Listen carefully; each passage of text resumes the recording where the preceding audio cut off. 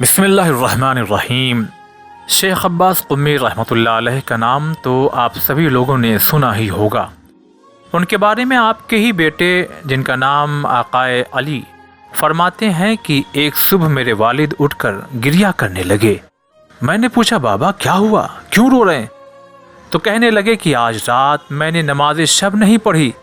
میں نے کہا نماز شب صرف مستحب ہے، واجب تو نہیں، اور آپ نے کسی واجب کام کو ترک نہیں کیا ہے اور کسی حرام کے بھی مرتکب نہیں ہوئے ہیں، تو آپ اتنا پریشان کیوں ہو رہے ہیں؟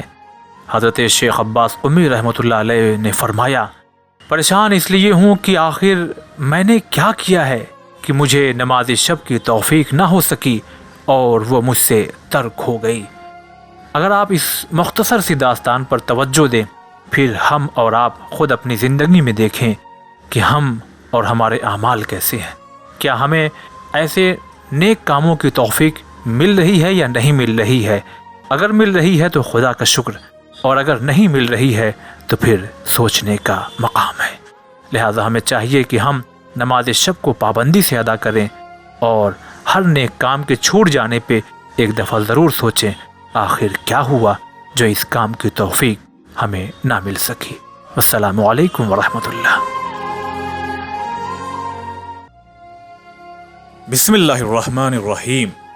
پیغمبر اکرم حضرت محمد مصطفیٰ صلی اللہ علیہ وآلہ وسلم ارشاد فرماتے ہیں کھانا کھلانا اللہ تعالیٰ کی مغفرت کے وسیلوں میں ایک وسیلہ ہے۔ اکثر ہم دعا کرتے ہیں کہ فلاں شخص کے لیے خدا مغفرت فرما، اگر کوئی انتقال کر جاتا ہے تو ہم کہتے ہیں اللہ مغفرت فرمائے، لیکن دنیا میں رہتے ہوئے حضور فرما رہے ہیں کہ کھانا اگر کوئی انسان کسی کو کھلاتا ہے تو اللہ کی مغفرت کے وسیلوں میں سے ایک وسیلہ ہے۔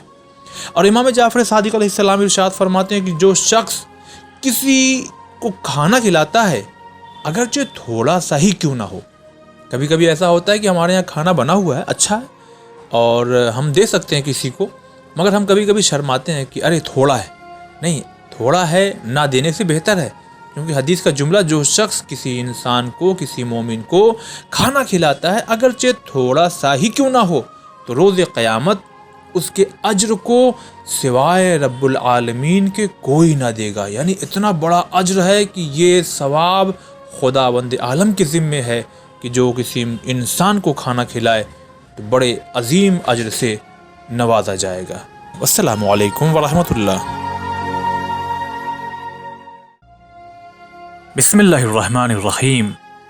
خداوند عالم قرآن مجید میں ارشاد فرماتا ہے وَاعْتَصِمُوا بِحَبْلِ اللَّهِ جَمِيعًا وَلَا تَفَرَّقُوا، تم سب خدا کی رسی کو مضبوطی سے پکڑ لو اور اختلاف اور تفرقے سے پرہیز کرو۔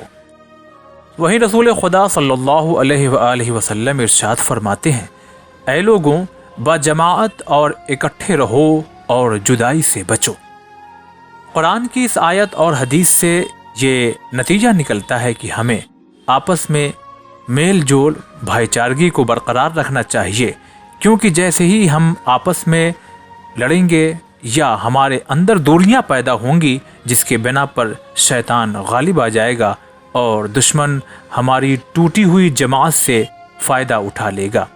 لہٰذا ہمیں قرآن اور حدیث کی روشنی میں آپس میں مل جل کر رہنا چاہیے۔ یہی خدا کا حکم ہے، یہی ائمہ علیہ السلام نے ہمیں سبق سکھایا ہے کہ ہم ہمیشہ مل کر کے رہیں۔ والسلام علیکم ورحمۃ اللہ۔ بسم اللہ الرحمن الرحیم۔ امام موسی کاظم علیہ السلام ارشاد فرماتے ہیں جس دن خدا کے سائے کے علاوہ کوئی سایہ نہ ہوگا، 3 گروہ اس سائے سے فائدہ اٹھائیں گے۔ اب وہ 3 گروہ کون کون سے ہیں؟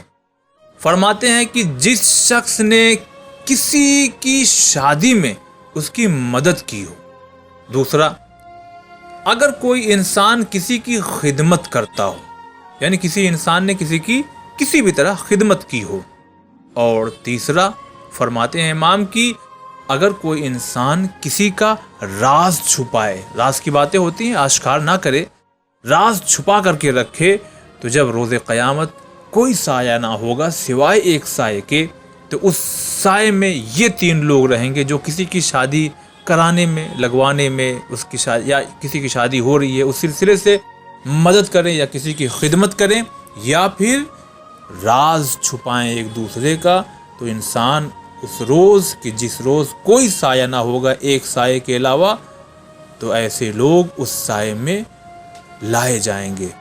السلام علیکم ورحمۃ اللہ۔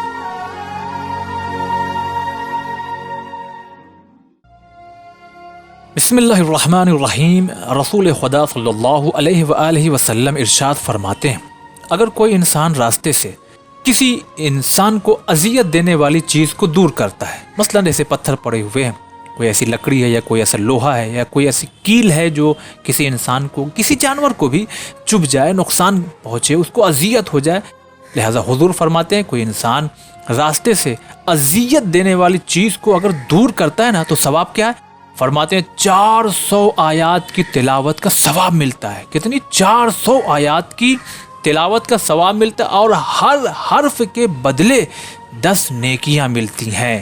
لہٰذا ہم راستہ چل رہے ہیں تو ہمیں ان باتوں کا خیال رکھنا چاہیے کہ اگر ہمیں نہیں ٹھوکر لگی، اگر ہمیں کوئی چیز نہیں چبھی اور ہم نے نظر انداز کر دیا اور آگے بڑھ گئے، نہیں، ہمیں نہیں تو ہو سکتا ہے کہ ہمارے پیچھے آنے والے کسی انسان کو، کسی بھائی کو تکلیف پہنچے، لہٰذا پتھر ہوں ہٹا دیں، کیل ہو ہٹا دیں، شیشے ہوں ہٹا دیں، یعنی ہر وہ چیز جو اذیت پہنچائے راستے سے ہٹاتے جائیں، یہ ثواب ملے گا، 400 آیات کی تلاوت کا ثواب۔ السلام علیکم ورحمۃ اللہ۔ بسم اللہ الرحمن الرحیم۔ کبھی کبھی ایسا ہوتا ہے کہ ہم بے خیالی میں، یا ہو سکتا ہے کہ جان بوجھ کر بھی، روز جمعہ ہم سفر کرتے ہیں یا کوئی کام کرتے ہیں جمعے کے دن، مگر کیا ہمیں سفر کرنا چاہیے یا ہمیں کام کرنا چاہیے جمعے کے دن کوئی؟ امام ارشاد فرماتے ہیں سفر اور دوسرے کام جمعے کے دن انجام دینا مکروہ ہے۔ حدیث مکمل سنیے، کیا مکروہ ہے؟ کیوں مکروہ ہے؟ اس لیے مکروہ ہے کہ نماز جمعہ کی وجہ سے، یعنی نماز جمعہ کی وجہ سے کوئی انسان سفر کرے تو مکروہ ہے، کام کرے تو مکروہ ہے۔ پھر امام جعفر صادق علیہ السلام ارشاد فرماتے ہیں لیکن نماز جمعہ کے بعد یہی کام، یہی سفر آپ کے لیے بہتر ہے، جائز ہے۔ یعنی اگر نماز جمعہ آپ نے پڑھ لیا، سفر کرنا ہے، بالکل آپ کر سکتے ہیں، جائز ہے۔ نماز جمعہ آپ نے پڑھ لیا، آپ کوئی کام کرنا چاہتے ہیں، بالکل کر سکتے ہیں، جائز ہے۔ لیکن خیال رکھیں نماز جمعہ سے پہلے نہ سفر اختیار کریں نہ اس وقت کام کریں۔ مطلب اس حدیث کو اگر آپ غور کریں کہ ہمیں ہر صورت میں کوشش کرنا چاہیے کہ ہم نماز جمعہ میں پہنچیں، اس لیے کہ اس نماز کی بہت زیادہ اہمیت ہے، تاکید کی گئی ہے، لہٰذا ہمیں چاہیے کہ ہم سفر اور کام کرتے وقت ان باتوں کا بھی خیال رکھیں۔ السلام علیکم ورحمۃ اللہ۔